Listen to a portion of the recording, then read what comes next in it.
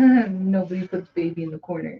And it's another episode of Weekly Mojo here at the Playhouse with your host, Madison Jessica. Happy Friday.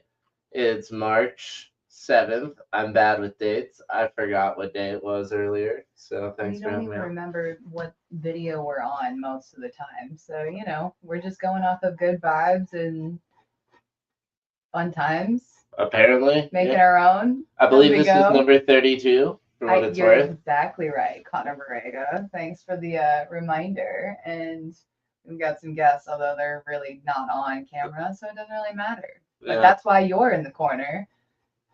And that's why nobody puts baby in the corner, except for, Except for today, you put baby in the Well, you corner. still got a little bit of room. I was like, that's a beer pong reference for Cass, also. Oh, that's fun. And Hey, Jackson and Matt. shout out to our Casey Batty besties. Yeah, and also We need some to other catch college friends there back in Michigan. For sure. Your whole Michigan crew. It's wild to see I how just love beer far. pong. I mean, when else are you going to do beer pong? I suppose it would probably be that crew. Yeah, I mean it's good college vibes. It's just got that all written all over it. They Speaking of spent a that, whole week.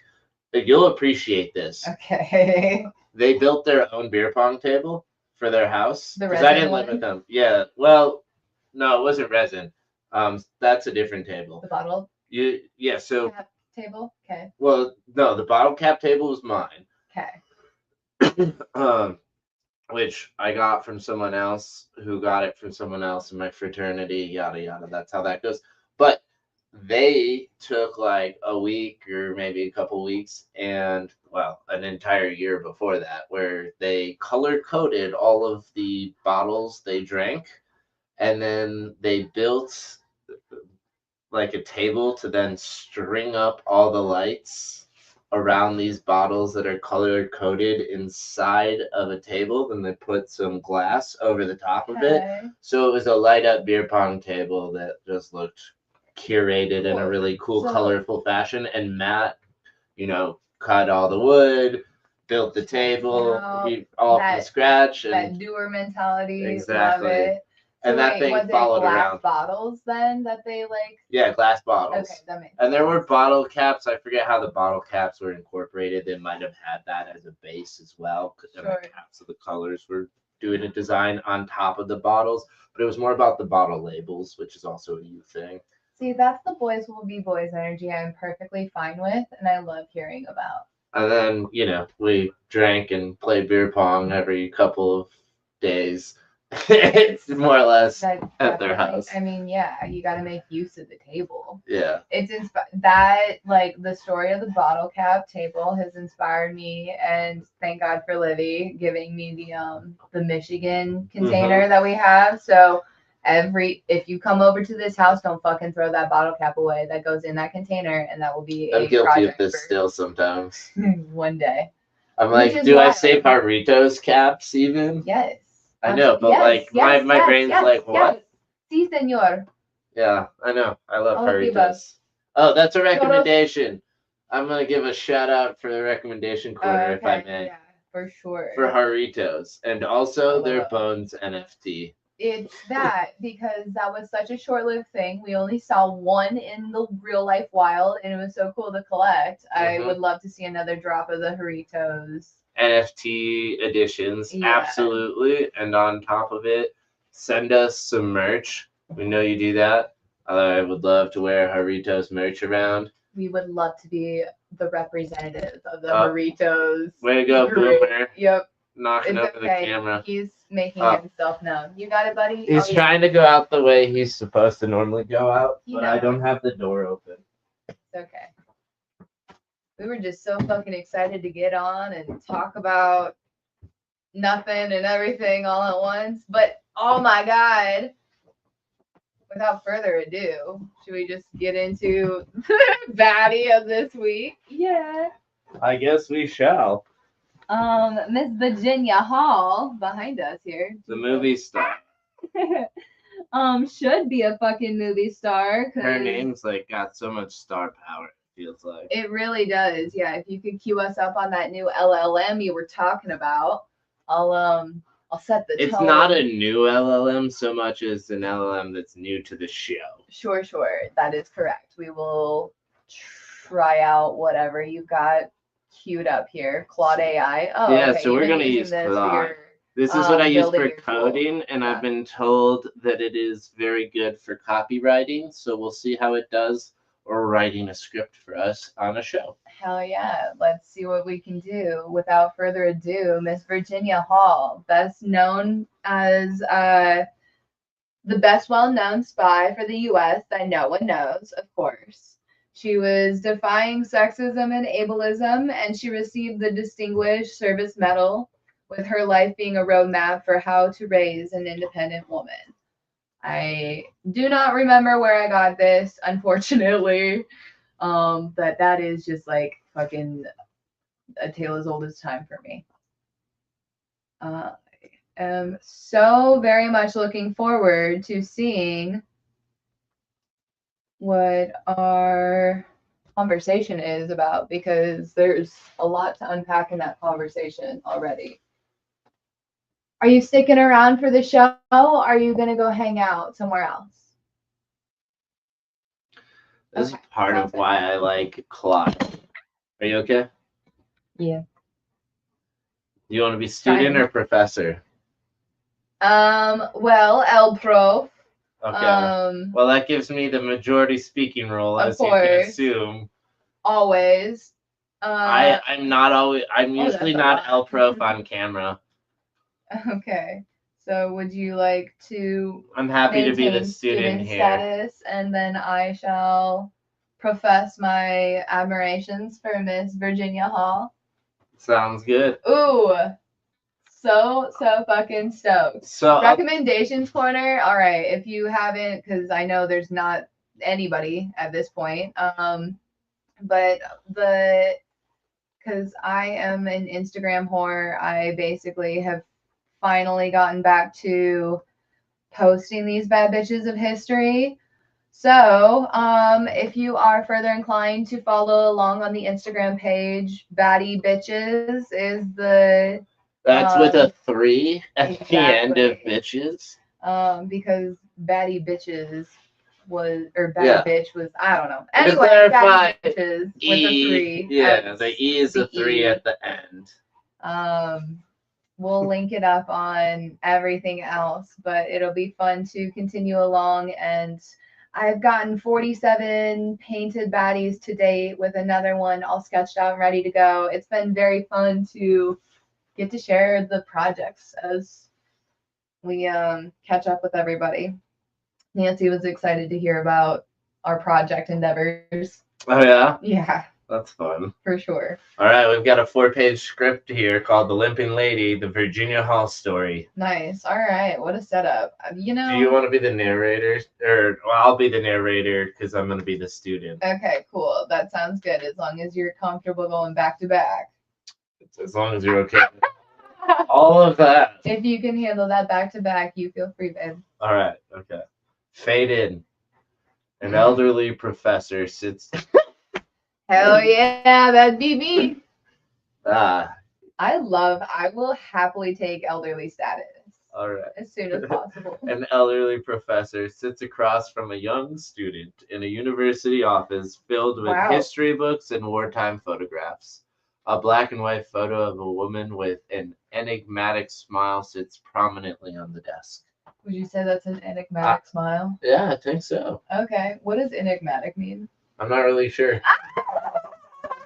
Now we gotta Google. Jesus, I love this. I am not the Lucy, the word whore. I usually am, but I know. Okay, that's so why I asked difficult to interpret or understand. Yep. Mysterious. I would say that. My gut reaction was yes, though. Funny. It was a difficult to interpret or understand definition, that's why it was mysterious and elusive to me. The setup of this intro from Claude really kind of feels very corn vibes, you know? Yeah. I like the role reversal we've chosen. Yeah. Nice. All right. I feel so Set me up, student. Vulnerable here. Yeah, right in the corner too. Professor, For my thesis of unsung heroes of World War II, keep coming across mentions of a Virginia Hall. My research says she was called the most dangerous Allied spy. Is that true? Well, shit, I didn't know that. Smiling and leaning forward. That you Wow. did that without even trying. You read the prompt after you did the prompt. That's hilarious. Way to That go, AI. is why I was never an actor. No, that's exactly. It And was also, natural. what a setup. AI No. either predicted what you were going to do there, or you're just a natural. You knew how to read the scene. Yeah, we cue ourselves up, I guess. Not only true, but perhaps an understatement. Virginia Hall, oh shit, there's another name in here. Goyette, I would say. Was an extraordinary. Born in Baltimore in 1906 to a wealthy family, she was a brilliant, adventurous, and determined to make her mark in the world and wasn't ready for women like her. Jesus Christ. I read she wanted to be a diplomat, but she was rejected. Oh my God, yeah. She studied at prestigious schools, Barnard and Radcliffe. Barnard is one of the most prestigious schools for women in this country. It's a Okay. women's only college in the Northeast. Probably because they had to do that in the same way that like the historically black only colleges were only because that was the only places that would accept them. And I'm just like, It that's still some fucked exists ass and stuff people in still their go own to way. Barnard. Yeah, I'm sure at this point it's like legacy stuff and also like an acclaimed in the same like. Yeah. Is it Ivy in its own league? Yeah, I guess that's probably comparison. It's like old worldy. Right. 1906. Private women's liberal arts college in Manhattan. Gotcha. Checks out. Ooh, slide up. I want to see who actually went there because if she's not listed in the a notable alum, that's a fucking shame as you have one of the best known spies. Well, let's open it up. Uh-huh. To see if here's some notable baddies of the she's a famous. This is a great source. Thanks. Yeah, that's what I was about to say. This is great. Oh, Chelsea Greta Gerwig, Peretti, of course. one of your favorites of all time. Yeah, that's cool. That's fun. Oh, Cynthia Nixon, interesting. Joan Rivers, God bless, R.I.P. Martha Stewart, fucking, that's hysterical, of course. Wait, where? Oh, okay, I missed those. Wow. Yeah, Laura Graham, of course, of our, I never watched Gilmore Girls, really. That was more Hannah Wilke. Oh, okay, that is who that is. Mm-hmm. Christy Carlson Romano, shout out Kim Possible. Dun, dun, dun, dun. And also even Call Stevens. me if you want to reach me. Oh yeah, that's how we came up with the name Ren. Yeah, like she Ren. is Ren. Yep, the Ren. Doesn't fucking Yeah, look. Oh my god. Oh my god. Of course. Okay, so this is the baddie chef that I'm obsessed with. This is who, if your family ever asks who I follow, that is who I follow. Sharon. I think it was Sharon. That was Sharon. Anyways, shout out to Alex Guinness-Shelley. She is like, baddie, goddess, queen of the taste buds. Watch her take down Bobby Flay every fucking time. They did not include Virginia Hall in the notable alumni, though. That's kind of crazy. That's actually like fucking crazy. Especially when Claude leads with the most like profound and prolific spy on the Allied forces. Somebody needs to update that. I don't know who to talk to about that, but this is why we have this channel. Hey, do you want another one of these colleges? So I would not be recommending Barnard College, although I will recommend. Here, I'll give you one more. Alex Guinness-Shelley for days. So this is good. Well, here's another college that's the exact same, but in Boston or just outside Boston. Ew, I don't. Why do they all look the same? Like the first half, it's mostly just Hillary Clinton, Diane Sawyer.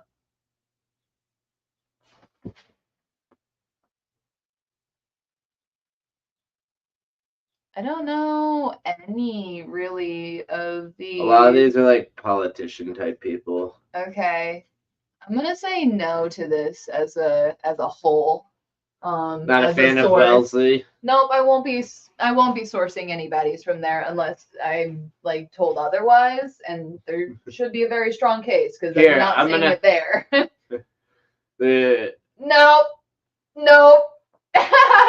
I'm over it. You're already over it. Yeah, I'll go back to. I mean, like Alex Bonicelli. I was. You're just so like to see you. that. You like the other one was more of like an artsy college, and like Yeah, and I don't want fake ass fucking faces. It just looked all like bullshit. Yeah, this is all politics college. Again, fake ass. If you want to go work in DC type stuff, if you want to be just a shell of a human being and not even get paid the big bucks to act, like fucking do that. Wellesley College is number 7 out of 211 national liberal arts colleges. So prestige. Ish. Like, I'm just like, it feels like a context of a context, you know? Absolutely. Okay, I give 2 shits less about this. This one is $11K cheaper than Barnard, though. Okay, honestly, just get a fucking degree. Nobody gives 2 shits about where you go, except for if you're from the elite little world that, you know, my partner's from. Then they do. And then I'm like, if you really give 2 shits about that, it means that you just paid your way through. It's like congratulations. I don't know. It's just having awareness about people's traditions. Okay. And legacy. It just makes conversations easier. Maybe. No, I mean, it does, but you could, because some people are a little. If you can't talk about the weather, then they're like, "What's your past? What's your status? What are your metrics?" Because we can't fucking say what are your credentials? Because I can guess your height and weight. Like that's not what we're doing. Because I can size you up here. So yeah, I'm gonna lay out your credentials. A lot of what the fucking conversation is that? Are you a smart person or not? Is what they want to know. Are you like a dumb fuck? What's your background? I mean, like, that's what they're trying to get at. Yeah. Like, why don't you just ask normal fucking questions? Like, what'd you study? Because they're not trying to make anyone prove themselves. They think that just by where'd you fucking go? Oh my god, they literally have the dumbest fucking degrees for shit. And I'm like, if you can't show the practicality from the piece of paper that you received, then it was not worth my time or the value. Yeah. There's a lot of people in the social sciences that would argue against you, and I don't know. I'm like, okay, it's good for you. If you can't sustain your own lifestyle without having like a trust fund or daddy's money doing it, like, I don't know, good for you. Most people like don't have that access. If you're not giving forward more of your energy and attention into things that like matter into this world, you're kind of just a virus on it. Yeah, instead of studying a problem that plagues a group of people you care about, you should start building a solution for them. Ask them what they fucking need help with. Literally. Like, just go offer help, literally. It's that.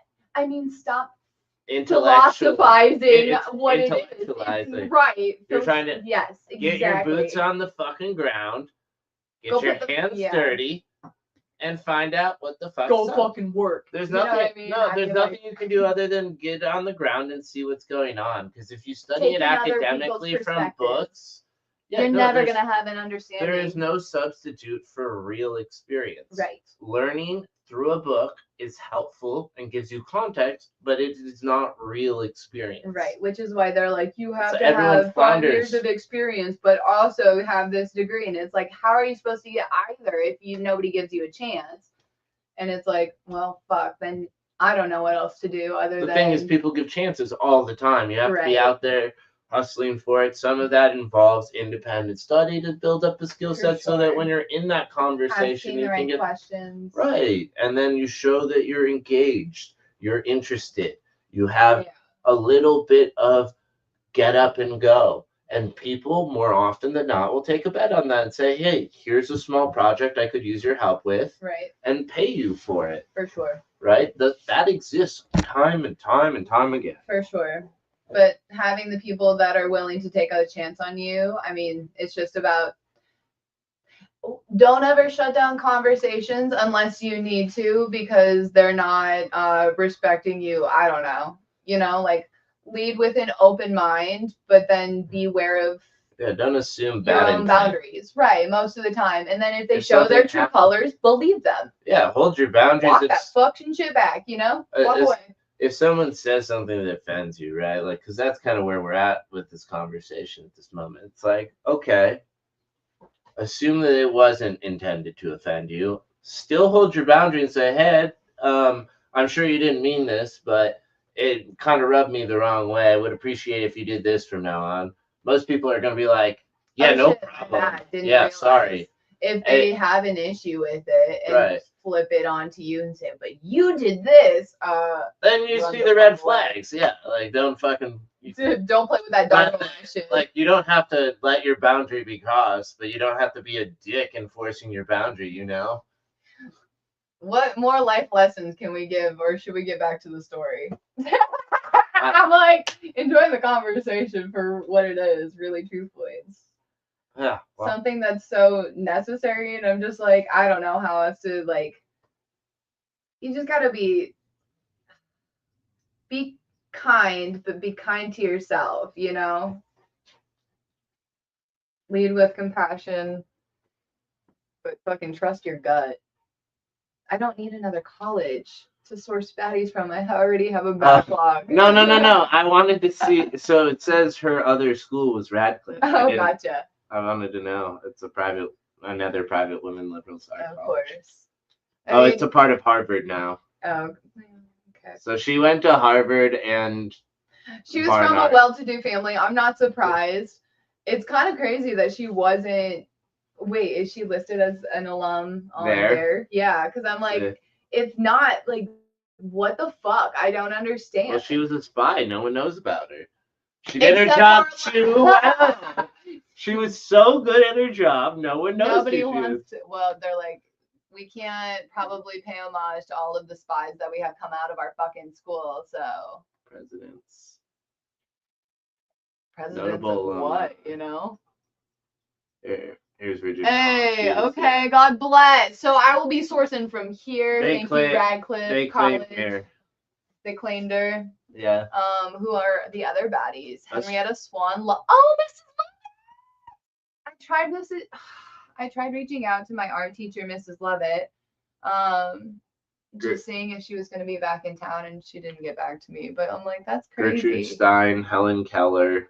Oh shit, Helen Keller. Margaret Atwood, Prime Minister of Pakistan, Benazir Bhutto. This is nuts. This is a rich ass school. Yeah, another one. This is Harvard for women.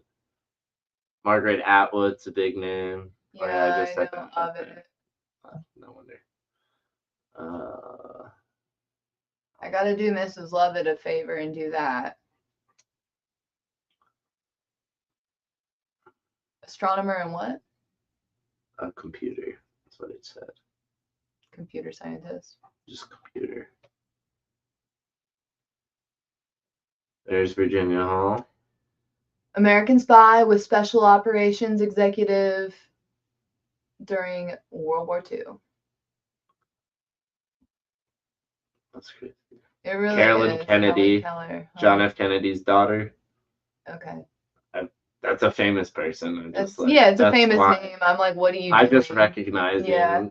Yeah. Well, to say she did. She is a U.S. ambassador to Japan. Okay. So she did something. Wow, you have a Nepo baby name, and you basically got to go hang out in Japan. Good for you. I hope you're doing something good over there. I am such a fucking bitch sometimes. Ursula Marvin, Smithsonian geologist who analyzed Sputnik 4, first woman on American research teams to travel to Antarctica. That's cool. Yeah. I'll be adding her to the list. Wait, stop. Marvin. Okay. Antarctic expedition. I think, Soledad O'Brien, I've definitely seen on the news before. She's a newscaster person, so that makes sense. Ooh, Carla Schatz. I was literally just gonna look at the neurobiologist. Yeah, he's got a cool kind of little thing there.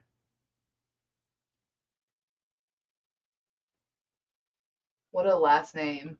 Oh, I don't know if that was up at the top also, Gertrude Stein.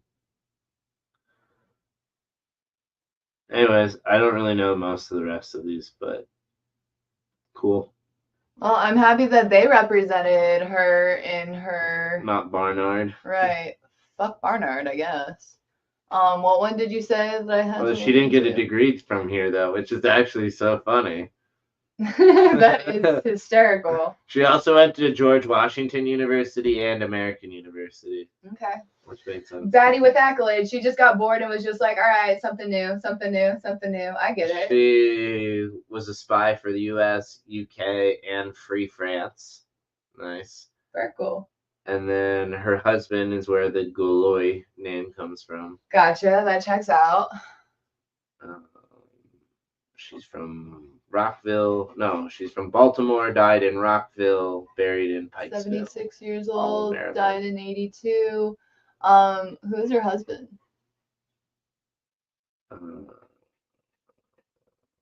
Click on it and find out. Nope, doesn't have a profile because he's not famous enough. Oh, shit. Well, she only had one. It seems like One and done. That's good. You don't really want more than that. She can count for it. She went to the Roland Park Country School for her childhood years and was the editor-in-chief of her school's yearbook. That checks out. Overachiever. Truly. She's just a baddie on a mission. Cool. Should we get back to our story? Yeah, and do the story. Yeah. I suppose. What's that? Oh, there's books and films on her. Yeah. So there is more accolades in the knownness of her her life, but at this point in time, the fact that I have never heard of her before now is kind of crazy. All right, shit. So yeah, she was rejected. She studied at prestigious schools, Barnard and Radcliffe, and spoke multiple languages fluently. She joined the State Department as a clerk, dreaming of becoming a diplomat, but that's when tragedy struck. The hunting accident, Oh, right? Fuck. Jesus. She got Dick Cheney'd. Dick Cheney. Yeah, Dick Cheney. I can't even respond to it because I don't even know, but this says yes. And so I'm just going to say in 1933, while hunting in Turkey, she accidentally shot herself in the foot. No. Fuck. Gangrene set in. And the doctors had to amputate her leg right below the knee. That's brutal. Oh my God, literally. Oh my God, Connor, I was moving the gun earlier and I was just like, what happens if this just accidentally goes off? Obviously it wouldn't, but like the safety is on. But what if the safety gets like dislodged and it just like jumbles in the box and like automatically gets shot? I'm like, those are the real player, like that shit happens. Dick Cheney shot Harry Whittington, a 78 Texas attorney. Why? In a quail hunt. Were they just fucking around drinking and then hunting, and that's basically how that happened? Or was it like a... It's that, or he was being a big dick and making a point because he's known to do that. And that's so where I was curious. So it's like, is this an Alec Baldwin situation? Allegedly. All right, good to know. Yeah. Good to know. Fuck, that amputation, like that's brutal.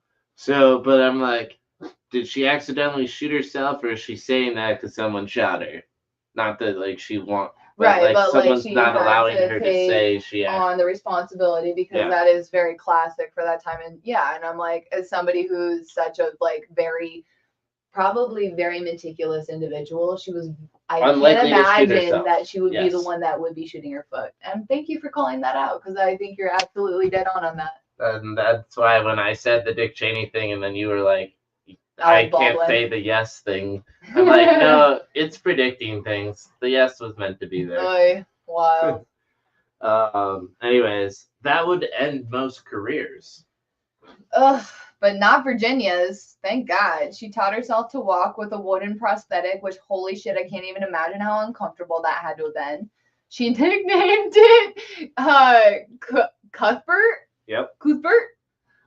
When she returned to the State Department, they rejected her diplomatic aspirations, citing a rule against hiring people with disabilities. Oh my fucking god, that DI bullshit. Got it. We gotta go into that conversation in Muscolio and Trump skunk, basically. You want to save that for the end, or you want to go in now? Well, here we are, because I'm just like, this just sounds like the exact same thing that they cut the majority of the funding to, and I understand that there is so much bloat and waste in our fucking government that I am fully on board with removing all of the fucking shit. Get everything that is not valuable out of here. No, I want to be. There's plenty of things that are valuable, but the government shouldn't be providing those services. Okay. That's my perspective. There are a lot of things that the government does that are valuable, but shouldn't be paid for by the taxpayers. They should be private things or funded by charities, mostly because those things tend to do things more efficiently than government bureaucratic processes servicing those same functions and roles. Except for nonprofits that only like put money towards the researching the idea and like and not a lot of those are popped up by organizations funded by things like USAID. Okay, good to know. I mean, like at the end of the day, see, that's the thing. It's a mixture of good things in there with bad things. And so if you're not able to check your own biases and are cutting everywhere else, then like fuck off. You know what I mean? Like, we fund political opposition groups in other countries through this.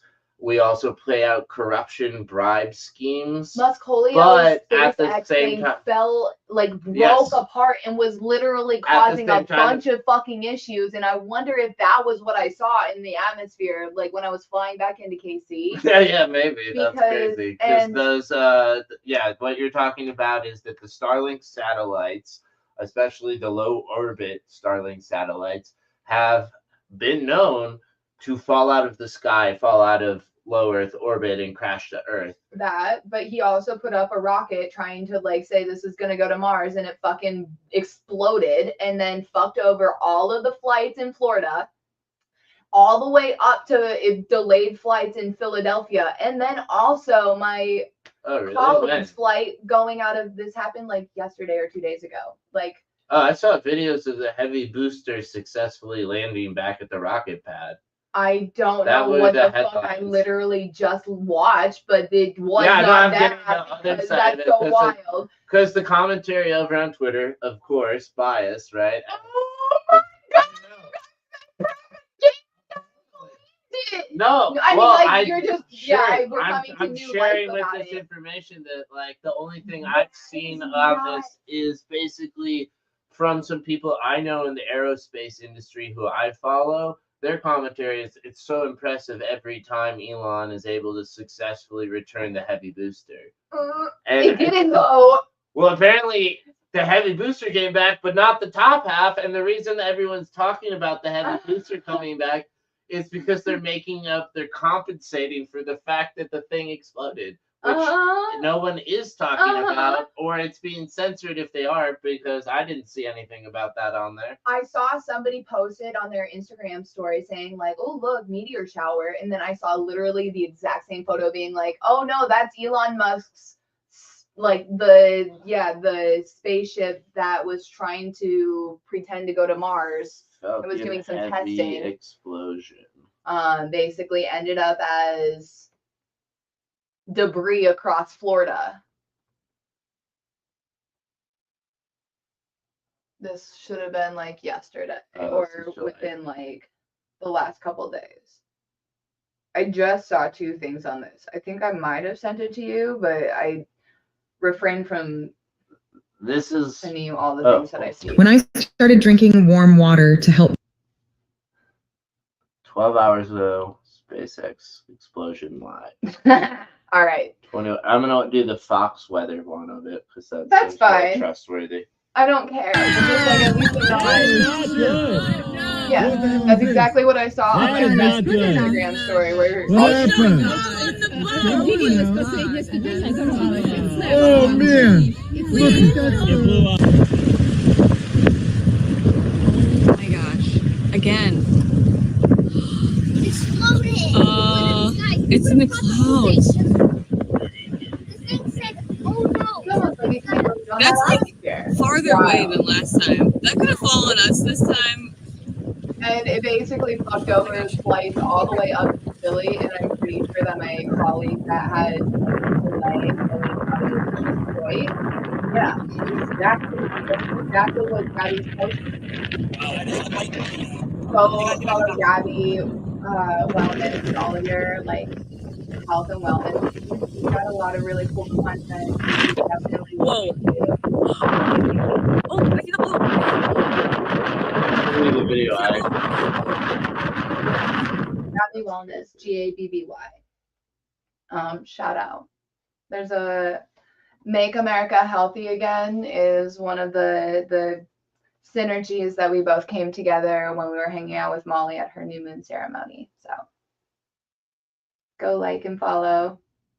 Isn't that nuts? This is when we're designing collections for living spaces, we're inspired by places that we have a personal connection to, blending classic and contemporary. I'll show you what I saw. T-minus 8, 7, 6, 5, 4, 3, 2,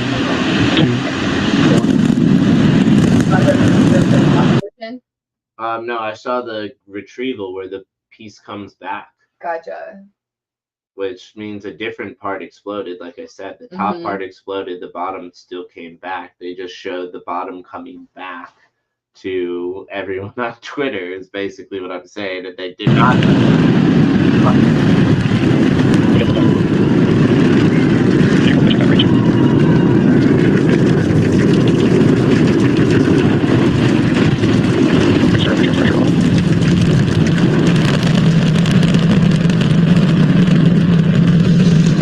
All right, we're a little over 40 seconds into the flight. We are seeing 33 out of 33 Raptor engines ignited.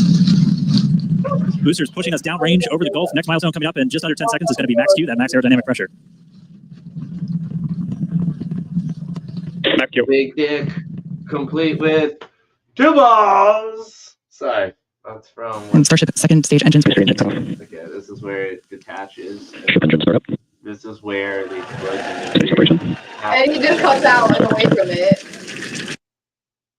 So the booster falls back. Wait, where's the explosion happen? They're just not showing it. Like, I don't know what else to say. Because, like, I don't know what any of this is. This is the booster. Once again, we're going to ignite first the Center 13 engines. Yeah, To see that coming momentarily. Engines in startup.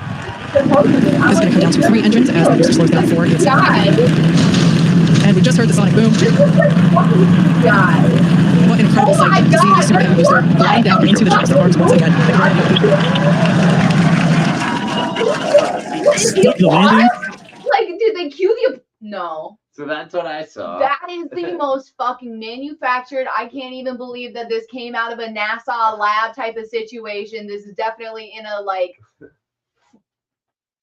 Oh my God. What in the Matrix ass? I can't wait for this Wizard of Oz bullshit. Oh my God, they're going to be all caught with their pants down. What in the fuck? You saw it here first, folks. What in the shit? We live in different information spheres. Levels of information on that. Which do you believe? I mean, granted, I didn't believe the explosion. I'm like, I think he caught the heavy booster. I'm like, is there another piece that broke off there? They just chose not to show it? Right. Well, I also find it weird, though, that SpaceX's would-be competitors are applauding the success of the mission. You know? Because why wouldn't you capitalize on the failure and be like, why the fuck did the heavy booster explode and all of that? Yeah, I don't disagree. So, I mean, unless those people are literally, Elon has the entire industry brainwashed through his own propaganda machine where they're not even seeing the other news. It's like you have to get your news from both sources to figure out what's going on. If they bring it up to him, they get fired. You're fired. No, these are SpaceX competitors, companies that want to I hear you. compete Yes. against SpaceX. He's gotten a hold on over at least the social media platform of X. So anyone trying to like Do it over disparage there, him it's not there, gonna it's happen. never gonna work. But I didn't see that on Reddit, TikTok Instagram. either. That's what I'm saying. I mean, this literally just happened yesterday. So like, Yeah, I know. I a day get or two. STEM news I know. pumped to me big time. I understand. I don't know how I was the first to find this, but it is some fucking Well, wild ass shit. I got this information yesterday. I got the biased other version of it though.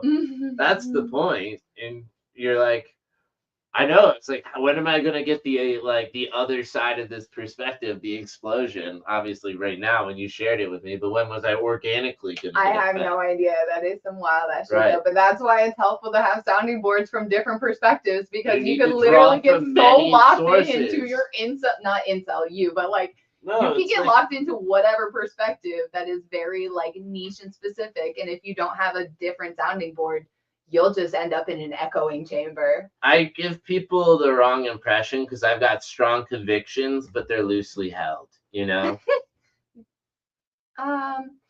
That's probably not, I mean, okay. I'm open to new information as it comes in that allows me to update those strong convictions that I have. Because I'm not immune to new information that change Right. the foundation, the reality that my perspective is based off of. Right. You're just a pusher, Katie. Yeah, I'm going to push my perspective until I find the boundary that makes it better. Because I'm like, oh, this is something I misunderstood. Thank you for helping me understand that better. I mean, ultimately, that's what happens when I get in a frictionful conversation. So For sure. Oh, fuck. So how did she become a spy? Yeah, that's such a great question. When World War II broke out, she was in Paris. So she volunteered as an ambulance driver until France fell to the Nazis. That's fucking cool. Oh my god, you only need one leg for the ambulance. Oh my god, those fucking roads are insane. Being able to drive an ambulance in that oh my god, this bitch is so cool. She escaped to London where they newly formed the British Special Operations Executive. So Churchill's Ministry of Ungentlemanly Warfare, ungentlemanly warfare, that's funny, recognized her for potential. Sorry, that is wild. Ministry of Ungentlemanly Warfare. So basically code for the Women Club. Yeah. You can't even acknowledge the women's warfare, but no, it's the ungentlemanly warfare. Okay. Wait, the feral females. You could have just fucking called us feral females, and I would have been fine. Wait, the British recruited an American woman with a wooden leg to be a spy behind Nazi lines? Proudly, in 1941. You're supposed to do what this says. I understand with your how delivery, but you read it out loud. But I gave the direction that I was feeling, and then also it told me something otherwise. So I just wanted to make note. In 1941, she became one of the first British spies sent to occupy France. Using the cover of a New York Post reporter, she mapped drop zones for supplies, helped downed airmen escape, and recruited the locals to the resistance, all while dodging the Gestapo. Nice. And the Nazis never caught her? I love your interjections in here. They tried desperately. The Gestapo circulated her description. The limping lady is one of the most dangerous Allied agents in France. We must find and destroy her. Klaus Barbie, the infamous Butcher of Lion, made her capturing her his personal mission. Ew, Klaus Barbie, gross. How did she evade them?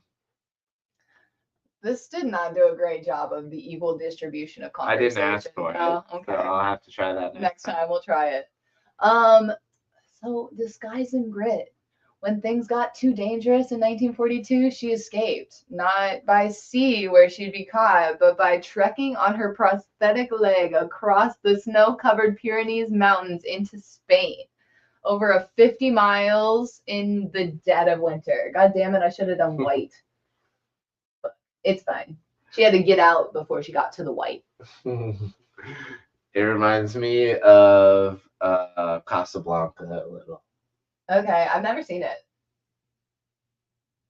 I don't think I've actually seen the whole movie. Okay. But I've seen enough scenes from like film history classes and stuff where like, anyways, black and white is mostly it. Cool. And then I think it's in what, Algiers or Morocco or whatever. And, you know, I've got the Adobe style homes is what I would describe that as. Nice. I low-key put in an ambulance without realizing the ambulance thing, which is kind of cool. I'll make that a little bit more noted next time. Just at a Red Cross. Yeah, literally. And then I might put in the Spanish mountains, but I might just leave it. We'll see. For sure. On a wooden leg through mountains? Right? She radioed London during her journey saying, Cuthbert is giving me trouble. Her handlers are not understanding the code name for her prosthetic. I replied, Cuthbert is giving you trouble. Have him eliminated. That's incredible. What happened after her escape? The Americans finally recognized her value. The OSS, the predecessor to the CIA, ooh, good to know, recruited her. And despite the extreme danger, she insisted on returning to France. Nice. Also, sidebar, everyone who loves Spy Kids should recognize the OSS because there's a reason why they named the spy division in that show the OSS, because they kept the legacy of the original spy program going. Interesting. Yeah. That's so fun. The other thing is, you know, modern day Spy Kids, man. What a God blessing gift to this world.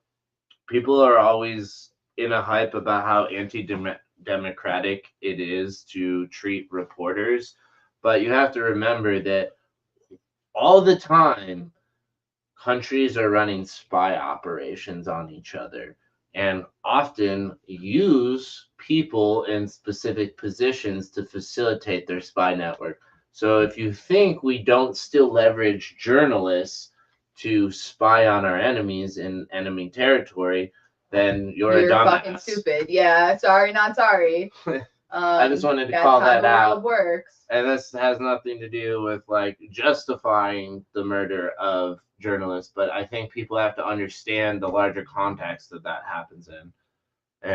But at the same time, it's like, yo, gotta play the game. That's war, baby. I'd love for it all to fucking end. The wars. It's all wild to me that somebody could lose their life for just trying to share information. Right? It's really just that, because like if you don't like them reporting on what you're doing, then stop fucking doing dumb shit. Right, or own it and don't be embarrassed by what you're doing. Or that, but you know, if there are like things that you're doing that are seedy and like unsatisfactory to the people, it's that. It's like you have to live with it in the light. Exactly. If your conscience tells with you can't live with what you're doing in the light, then you shouldn't be doing it. It's really that easy. So fucking wild. Anyways. She went back even with the Nazis hunting her? Yeah, in 1944, she disguised as an elderly French milkmaid, complete with a hair dye and clothing, padding, and even filed down her teeth to appear older. Ouch! Speaking with a French accent, she coordinated drops of weapons, sabotage operations, and trained resistance fighters. That's crazy. 1944, I think that was when will you look up the Battle of the Bulge? I believe that's 45. Because that was when my grandpa was taken as a prisoner of war, and I think it was on French territory near the German side, if I remember correctly. December 44 to January 45. So 44 a to little 45, bit before that. Crazy. It was in the Ardennes, which is Belgium, Luxembourg, and Germany, or the intersection thereof. Gotcha. Oh, it was a little bit in France though, but Right. the fighting doesn't appear to have taken place in the French portion. I'm saying that specifically. he was in the French portion when he was taken by the Japanese entrainment. But that's interesting. Did the Germans send him to the Japanese? Because The Japanese were weren't working involved. within were working with the Germans. I know, but not at this battle. So yeah, the Germans must have. I think they did send him to Japan. I'm not sure the specifics. In all reality, I know there's a book about it. And he was injured, and he said he would go. And basically, they were like, if they Which capture is so you, crazy. they'll end up killing you. They will not take a wounded prisoner. And he ended up surviving all of that. Yeah, I mean, like I don't obviously know his story as well as you and your family do, so I'll just go with that. But I'm just like, yeah, I don't know, because like the war is basically, well, it ends in August of 45, I believe, which is still 9 months away. So I Right, guess he it does was- make sense that they would ship him out if like they won in January. Right. So. He basically, well, and if he wouldn't have been saved, he was like a couple weeks away from dying. If he wouldn't have been saved, my grandma, who was pregnant with one or two of her kids at the time, like, long story short, would not be here. Yeah. It's wild. Yeah. Like, just moments away from death. Crazy. Life has those moments. Yeah, I mean, like, shout out to everyone that I just like nobody like put us here. Right, like has sacrificed themselves as the way of their own survival in some ways for us to be able to have our own freedom and breath in the same way, shape, or form. I mean, like, freedom is relative, but the ability to be here in our own existence is a lot. Yeah.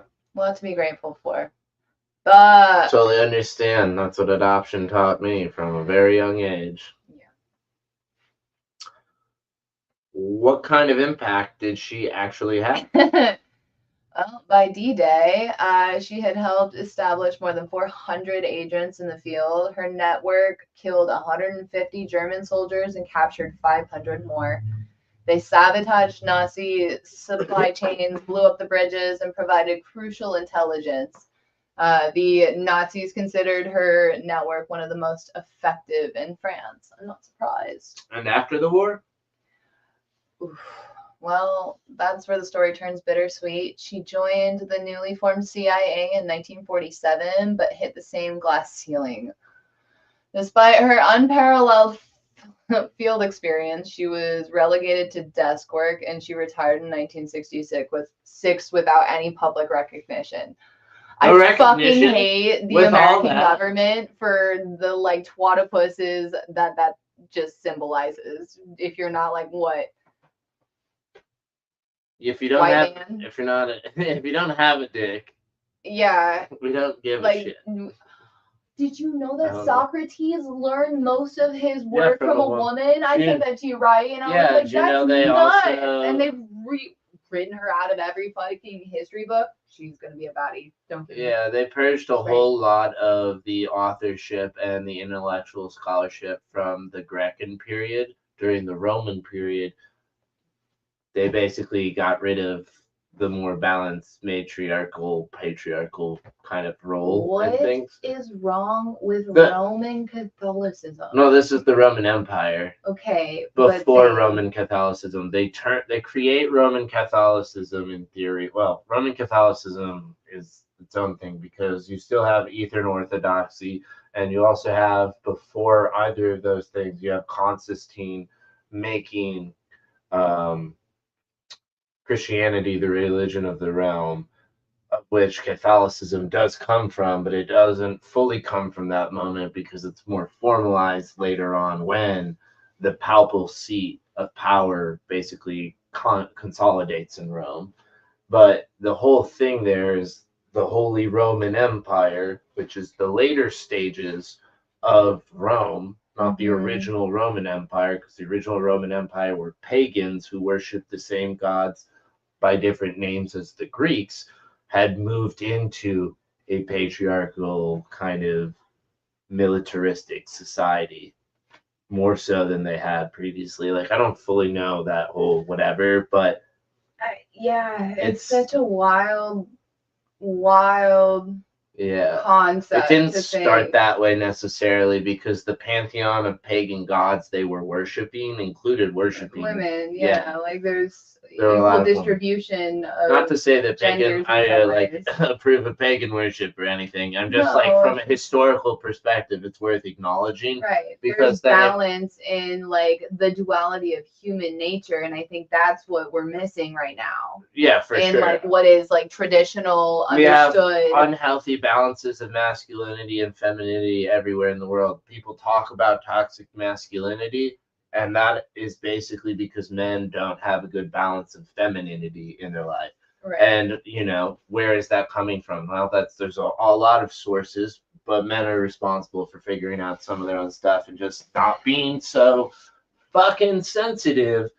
If someone finds something they do girly and they like what they do, they just need to not be fucking sensitive about that. Just Exactly. like, who Take the fuck cares if Take someone a thinks play that? out of Dennis Rodman's book and just marry yourself and love yourself. That Sure. man did it best before anybody did. Yeah, Dennis Rodman probably is a good poster child for the I'm obsessed. mindset and spirit of what we're talking about here. Exactly. Fuck around and enjoy your life. It's all a fucking show anyway. So like enjoy. Yeah. If It you is want to so- peacock that way, fucking do it, babe. Yeah. I mean, Dennis Rodman's insane on so many other levels, but Right. And so it's like you can enjoy I the like him. femininity within like fashion and like all of the different things that come with that, and while still be also a man. enjoying the masculine traits that come up with like the aggressive game and like getting to play, I don't fucking know, basketball with your boys. Yeah, I mean, Dennis Rodman's a fucking dirty player from right. one of the most hard times in basketball, where Shout out he to threw the hard bad boys, elbows you know? and punches underneath the fucking bucket.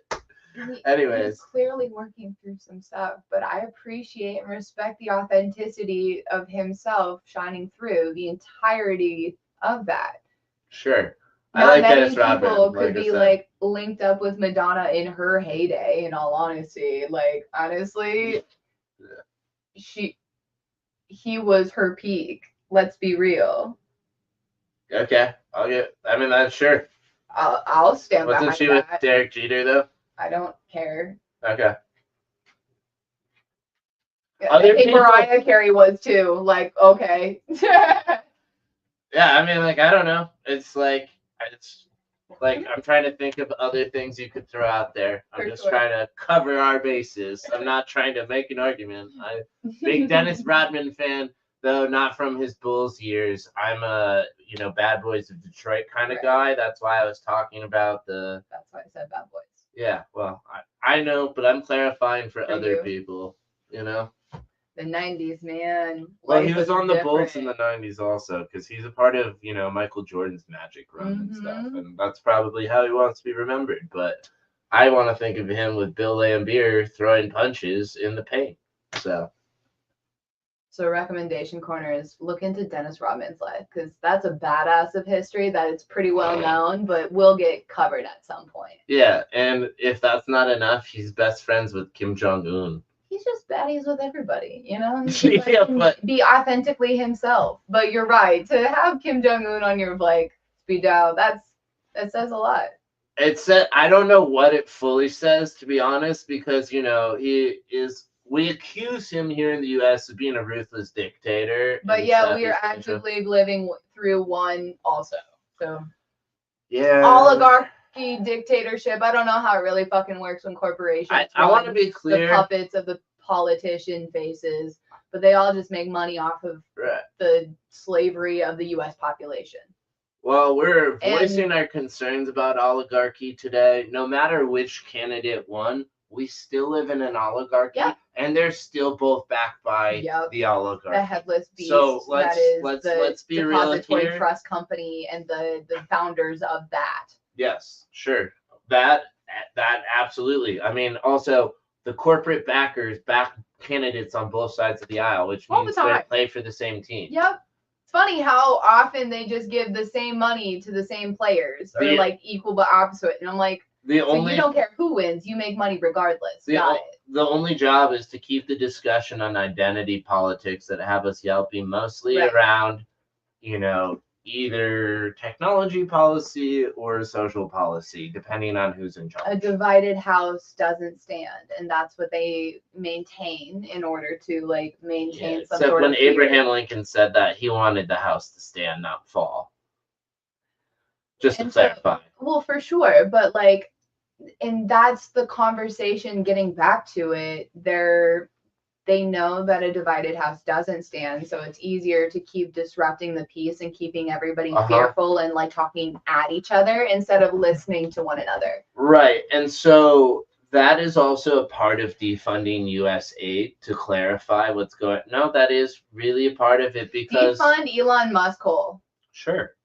Get rid of the fucking $400 billion contract he has for the armored Cybertrucks that he's never going to be able to satisfy because his cars are fucking trash and can't even keep snow out of the goddamn trunk to begin with, let alone starting in like a cold area. And like, it's just so fucking asinine.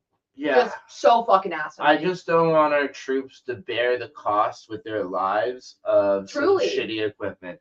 So I'm going to leave it there and say the other thing, the trucks which are falling apart as they're actively trying to load things. That's it. Now, his contract aside, the DoD has so much more fraud, waste, and abuse going on. So much. It's take it all out there, and then Medicare, Medicaid has a shit ton of fraud, waste, and abuse going on. Go in, audit the line level items, put this fucking country on the blockchain.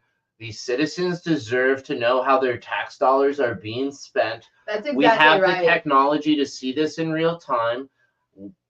If we want to spend our taxpayer dollars on things like the things that USAID supports, fine. Let's have a real discussion about it. And let, as citizens, have visibility into how that money is actually being used. Because there are real concerns that people are, for example, building low-income housing units and then basically paying for the mortgage of the building that they've created for this subsidized housing by having low-income people apply for housing and paying an application fee. But because none of them can qualify, they make enough revenue from the application fees to pay for the mortgage, so they can keep the real estate occupied empty. Why is that important? Because in order to keep the value and quality of a building up, you have to keep the property well maintained.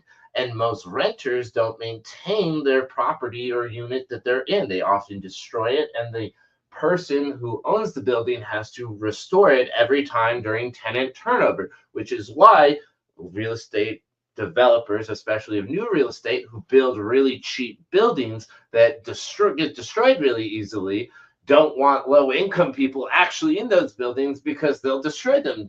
And ultimately, no offense, it's just like, it's a natural relationship that has a historical trend. And it makes sense because people who are in low-income situations are often overwhelmed with so many other responsibilities that upkeep and maintenance of their own living spaces and a priority they can afford to have. And so I don't mean to necessarily disparage any sort of circumstances, but that is generally, we barely have funds to like maintain cycle we're talking about our own property. It's 0 to 30% occupancy on most of these new buildings, and we're giving grants with taxpayer dollars to subsidize the constructions of these buildings for low-income housing, and no one is living in them. Holding the building. They are empty.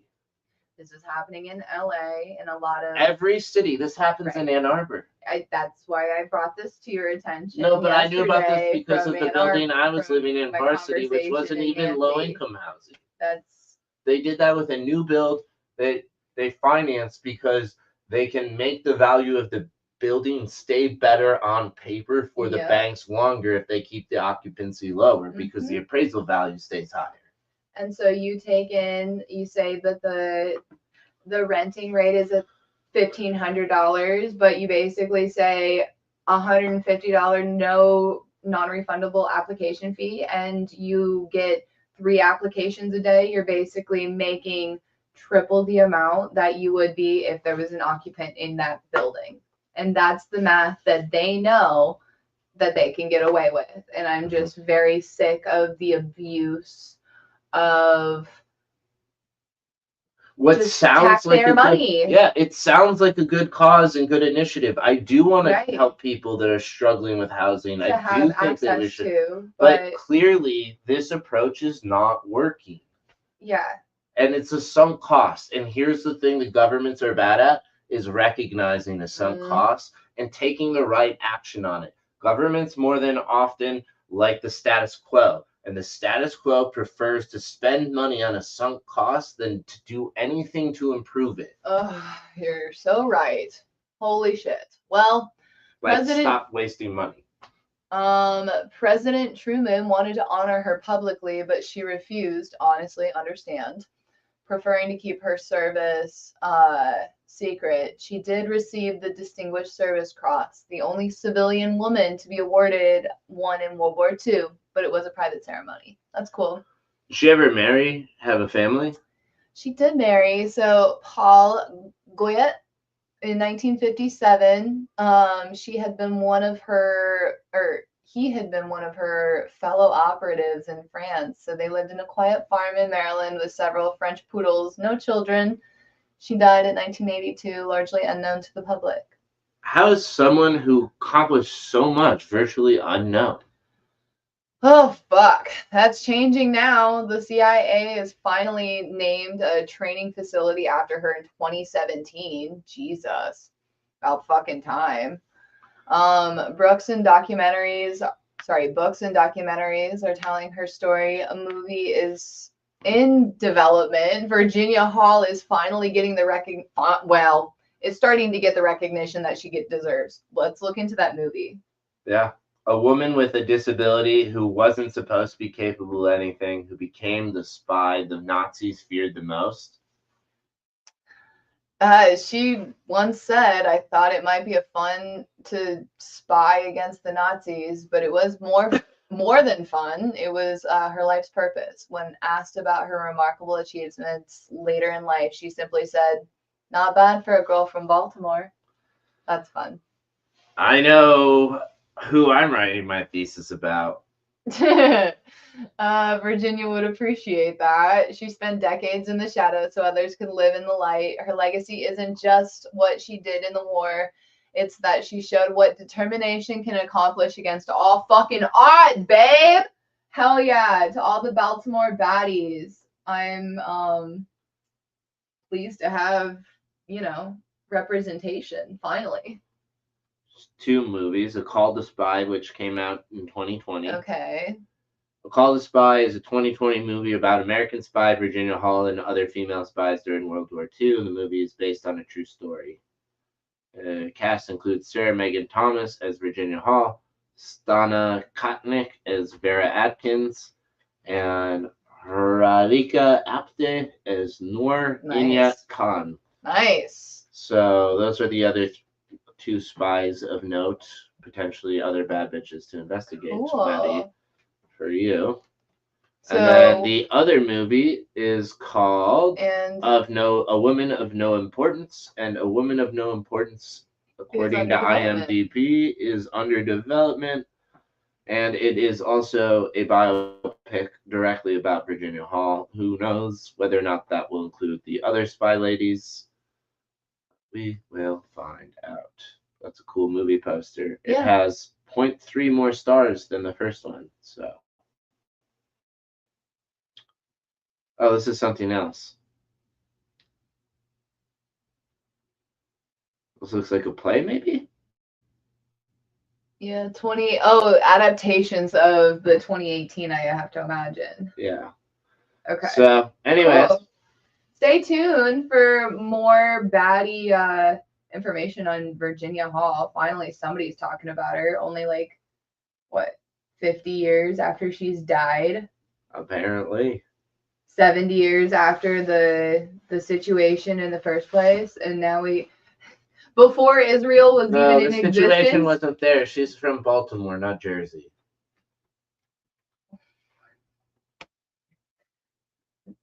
Don't fuck with my brain that way. Oh my god, Look we at have you. been having quite the blast here at the I love playhouse. fun conversations. Yeah, we took that fucking circle and worked her all the way around. Holy shit. Bring it around town. You got anything else? Nah, I mean, the crypto asset strategic reserve was announced last night. Yeah. It's mostly a sham executive order that says all of the crypto the government already holds from its seizures is now not seizures, it's a treasury. Okay. They just changed Smart. the name of it. Good so. for you. I mean, like, they were probably using the funds anyway for. Well, now they're going to actually able count to. for what the funds are. And, you know, to be honest, that makes me feel better because if the funds are being used, it's being used by people like the CIA to run covert operations that are often subversive to things that the public actually wants. So, and this is where I get back to the Doge initiative or whatever. Why the fuck isn't it on blockchain? You're absolutely right. It should be on blockchain. But literally the website has changed probably 3 or 4 different times. Every time they like do a new thing, the numbers change. Everything should, and like I get that information updates, but it's almost like it feels more shady. The fact that like sometimes the numbers are like 7 trillion, sometimes it's 19 trillion. Right. And it's like you can't have that much Why is it not on block? So one, the website that they're building for is probably just updating an existing government website. And so are they going to just rebuild the entire infrastructure? I mean, they can't. I mean, they could, but they would need to set aside real money. This would be a real project. This would have to be a real project that doesn't seem like it's going to happen. You don't have 18, 19-year-olds cutting everything to create that. So I mean, like, doesn't sound like it's going to happen, but I mean, you could. Right now, they're cutting costs. What they do once the country is cash flow positive, I don't know.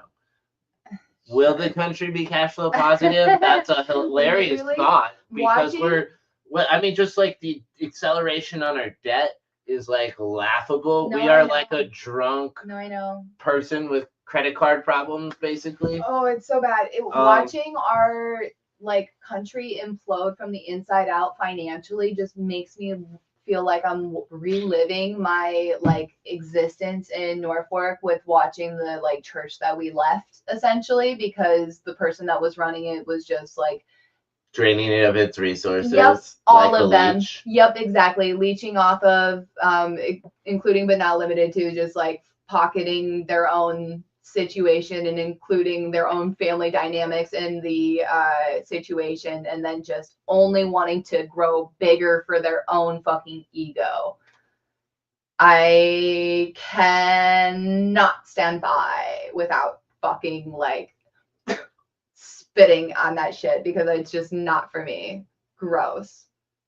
Do you want to share the update about the abortion statistic you shared earlier today? And the maternal mortality rate, and basically even the fact that they're choosing unviable fetuses over viable mothers.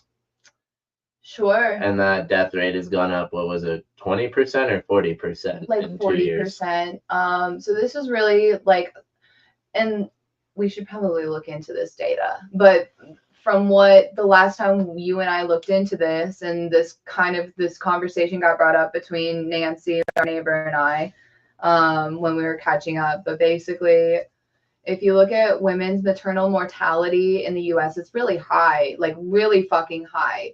2019, it was 23% maternal mortality for all women in general. It's disproportionately hurting women of color. Which says its own thing in itself, but like that is 15% higher than most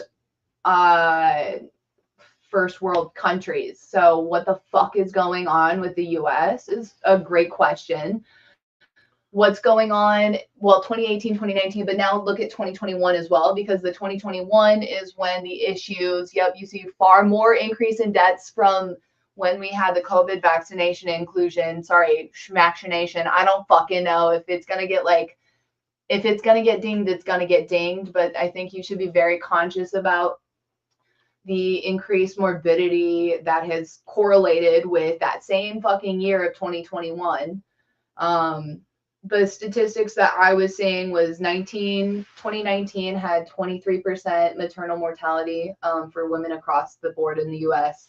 And then an increase of, or to 67% maternal mortality. That's over 50% of women dying in the United States when they're pregnant or as a result of being pregnant. And this is not just. So in the year 2000, it was 12 per 100,000, which means it's tripled since the year 2000. You're 3 times more likely to die during childbirth since the year 2000. What is the like statistic in 2020 like to 2023 for maternal mortality? It's 33. It's crazy. So look, 2018 is at 17. So I was like, what was it in the year 2000? Yeah. 18 years ago, it was 12. So it went from 12 to 17 over 18 years. It moved 6 points in 18 years. And then how long did it take to move 6 more points? It took 2 years. So it moved the same distance in 2 years that it had previously taken 18 years to move. And how long did it take to do it again? 1 more year. And that means it's exponentially becoming worse. And so, and I want to see like what it looks like in 2022 and 2023 because it can't. It won't tell you. I already asked because it says the data is only reliable to 2022. It has an estimate for 2023. The data lags 1 to 2 years.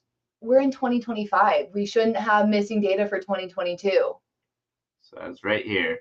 I don't have that data. Of course you don't, because you don't. So here's where we get back to the conversation that you were kind of alluding to that I had with Nancy, is the fact that the maternal mortality has significantly increased after introduction of the jab.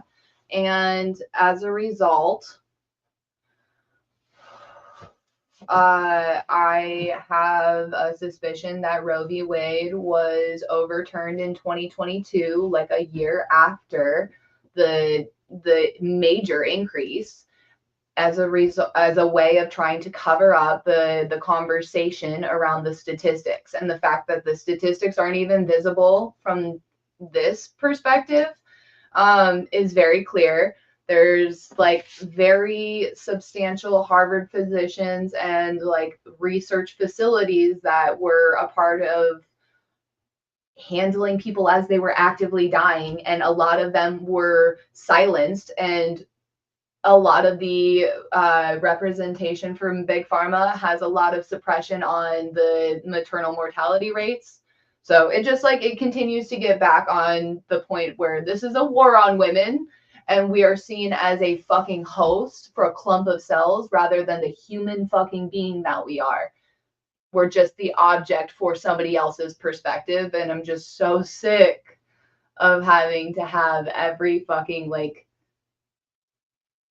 everything just kind of fucking goes back to that. And I'm ready for the upheaval and the rebalancing of situations. Well, our younger generations won't tolerate it. Although they're leaning some red pilly stupid ways. There's I'm hoping some really that they'll grow crazy up. ass people in general in this world. But yeah, it's like if you can't have a conversation with a person of a separate gender without having any sort of like intent other than just a conversation, then like you're doing humanity wrong. Yeah, more or less. You're missing out on half the people with cool ideas you could talk to. Anyways, yeah. With those annoying notes, we're gonna come back to something more positive, happy. Wrap up the show here on a lighter note. Thank you for joining us. Oh yeah, stay tuned for more baddies for our books. Yes, the bad bitches of history is what we're doing to spread awareness, educate people, remind them they should give people credit for the work they do. Yes. especially the soft-spoken people who usually have their credit, steamrolled over. For the ones that don't want to be acknowledged, those are the ones that generally deserve it the most. Sure, like this one. For sure. That's Anyway. exactly right. That's why we called back to it. So thank you, Ginny, for giving us a fun conversation today. Absolutely. Another body for the books, and we will see you all next week. Stay tuned, like, subscribe for